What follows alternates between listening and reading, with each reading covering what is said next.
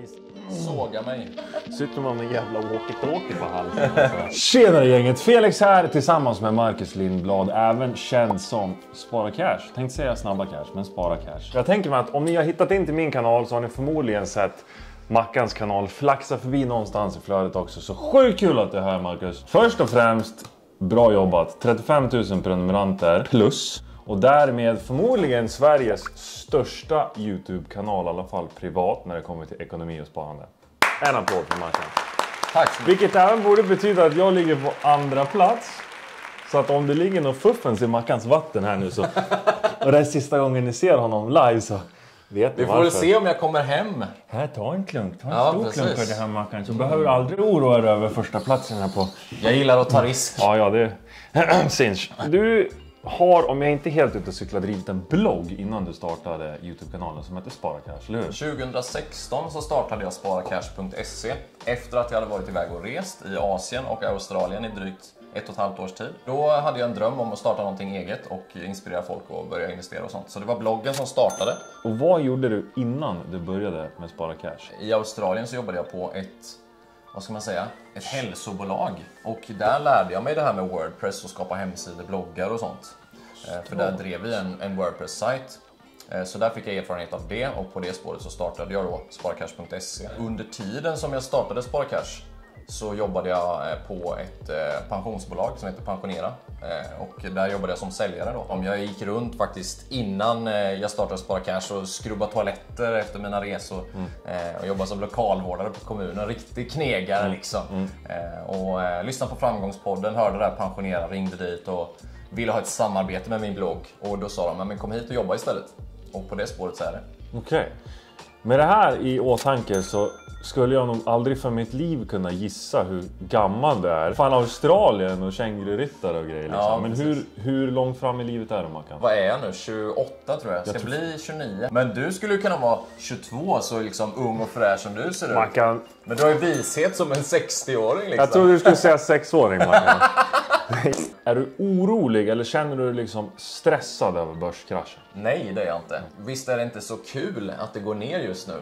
Men nej, men jag är långsiktig som sagt. Pengar som jag har på börsen, det är pengar som jag har råd att vara utan. Vad är din liksom go-to lördagstallrik? Nästan varje fredag äter jag och tjejen sushi. Men annars om jag ska liksom flotta på, ja, då har vi en fantastisk restaurang i Norrköping som heter Jemek.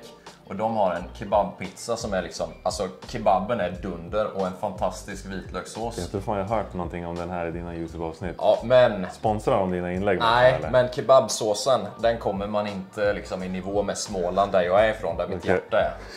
Alltså kebabsåsen i Småland, och du vet, Håkan Juholt har berättat om det. Ja, jag har det. Och men är det så att den här kebabsåsen stundtals även befinner sig ovanpå sushilaxen?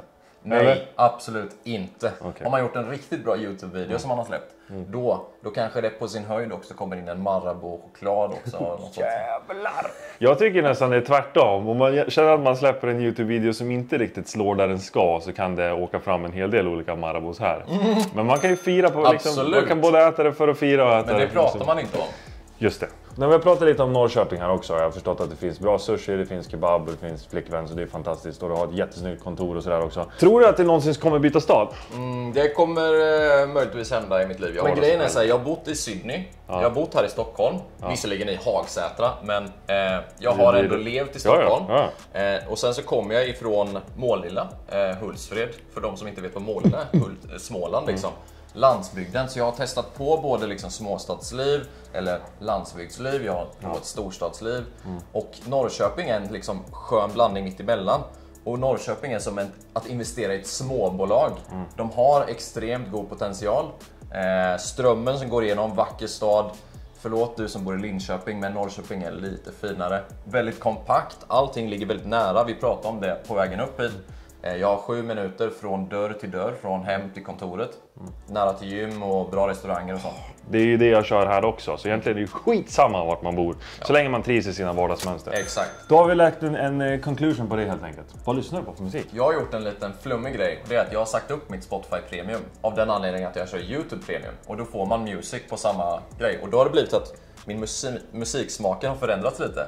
Så jag har lyssnat på ganska mycket classic rock senaste tiden. Lite radiorock nästan. Ja. Men sen när jag till exempel nu då bara vill få lite saker gjort och man inte vill bli distraherad utav texter och vocals i låtar när jag vill jobba. Då drar jag på typ progressive, lite techno eller någonting sånt. Bara ha lite dunk typ och få upp stressen lite så.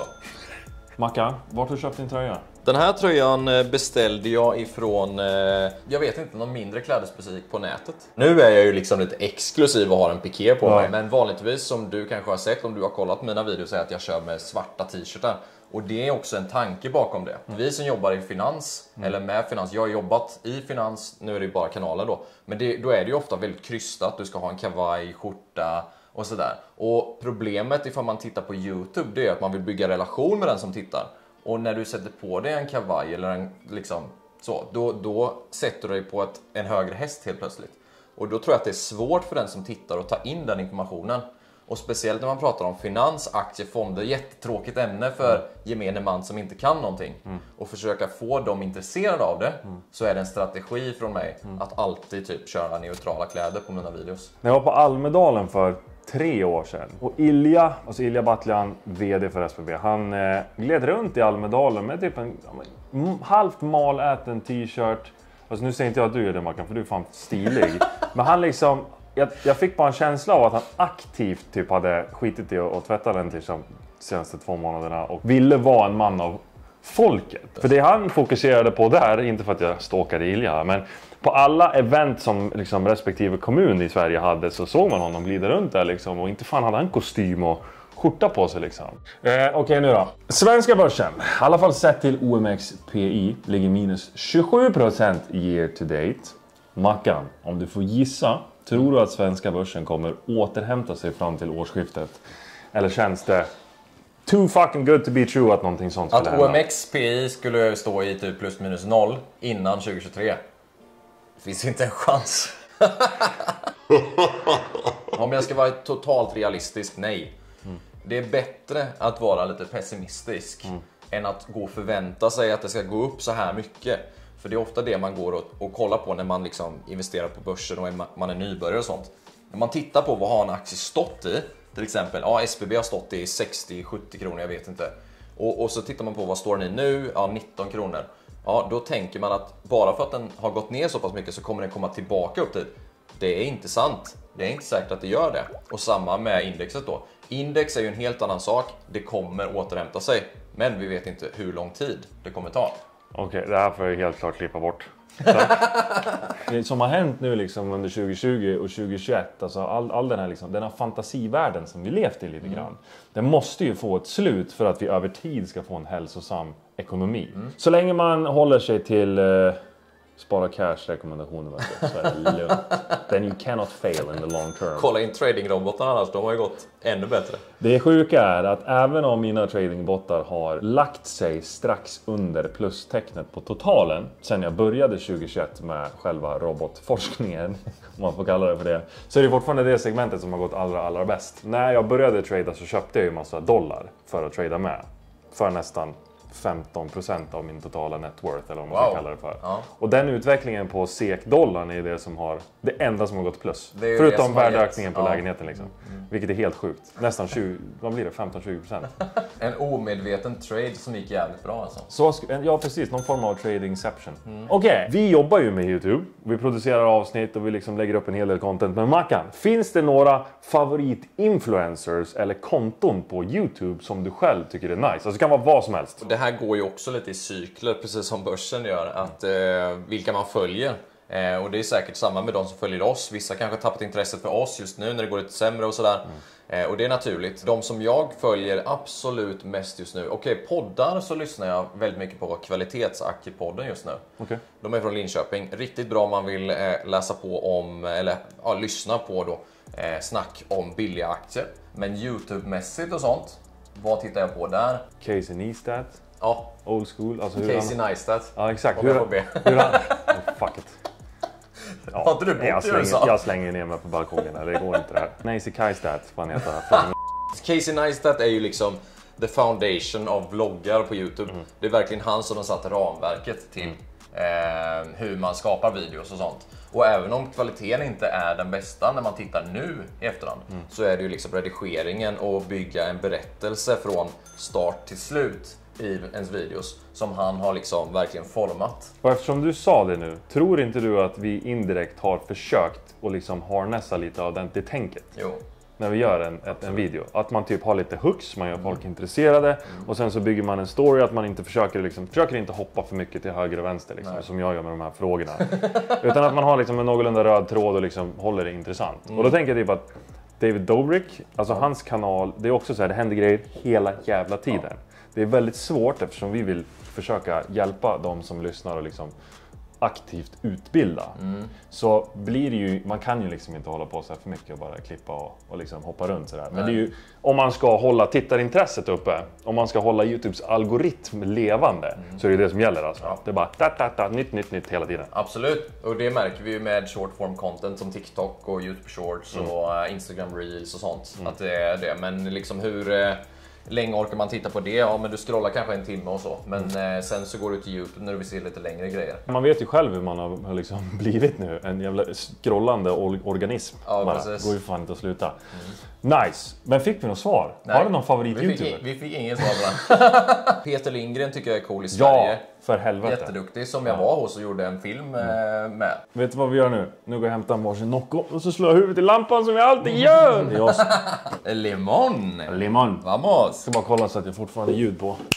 Ja. Mackan har ju alltså utbildat sig som TV, tänkte jag säga. Du är en utbildad TV. Videoproducent. Till och med det. Cheers, brother. Cheers. Refreshing. Nu har jag en fråga som du får välja på, liksom, du får säga så här också, pass om du inte vill svara på den. Vad eller vilken är din huvudsakliga inkomstkälla? Min huvudsakliga inkomstkälla är affiliate marketing. Ja men fan, jag trodde du skulle säga illegal känguruköttförsäljning, men det här är ju snäppet med PK. Knark. Som kreatör av vilket slag som helst, alltså oavsett vilken plattform man är aktiv på, om det är Instagram eller om det är YouTube, så har man alltid möjlighet att tjäna pengar genom att promota produkter och tjänster för andra företag och sen ta en liten kommission. Typ som en mäklare som säljer en lägenhet liksom. Och om det är någon som typ köper proteinpulver via min Instagram så får jag en liten del av det till exempel. Eller om någon köper aktier via Mackans affiliate-länkar till Avanza så får han en del av det. Men det är alltså din största inkomstkälla? Ja. Fan coolt. Precis. Inte just Avanza då, men affiliate överlag. Det finns så många olika saker som man kan vara affiliate till. Och det är lite svårt för oss som är kreatörer att liksom finansiera det här. Men ett ganska enkelt och tacksamt sätt är genom att vi bidrar med värde. Till exempel, jag brinner i alla fall för att bara promota sånt som man står för. Vad tycker jag är bäst att börja spara i, typ fonder och aktier och sånt. Och då har man en affiliate-länk till Avanza. Ifall det är så att någon öppnar konto på Avanza så får vi en kickback. Och det är ju en klockren deal där. Att Avanza betalar oss som tack för att vi hjälper dig som liksom tittare.